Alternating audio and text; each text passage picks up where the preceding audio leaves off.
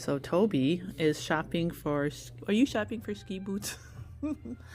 This is definitely a blast from the past.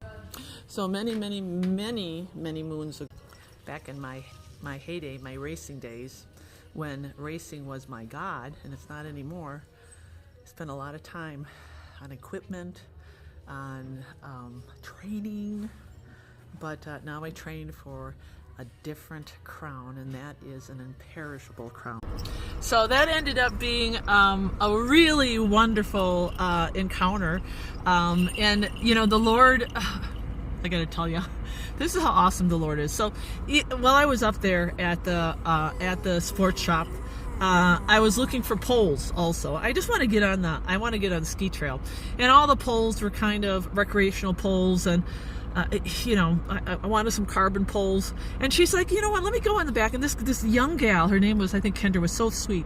She said, let me go in the back and see what we got. And she found a pair of used poles. And I'm like, this is so awesome. And I said, do you have any cork handles? She said, well, hang on, let me look. And she had the cork handles with the straps that come out. I mean, perfect. And I said, you know what? This is how God takes care of me, even in the little things. And I said, look, you had carbon poles back there, and you have the straps that I need. And out of all, you know, because they were out of everything, and they had mostly recreational stuff. And so I got to then open the door to tell her, you know, how God provides for me. I asked her about her family, and, you know, I got to witness.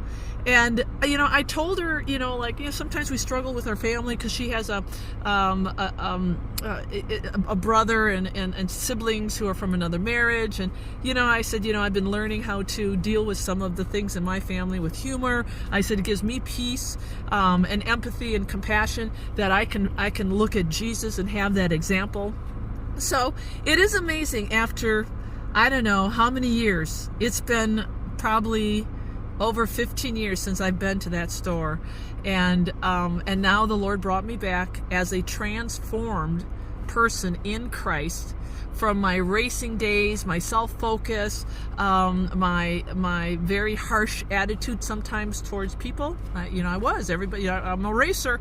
I gotta kill and destroy, right? And it was all about me. But now, how the Lord has transformed me, so I can now be a witness, right here in the same place that actually I got kicked out of. I'm not going to tell you that story yet, but I got kicked out of that place because I offended the owner.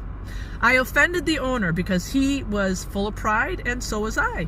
And, you know, and you can't meet in the middle, and you've got two head butting, and that's what happens when you're not walking with the Lord. But now I am, so.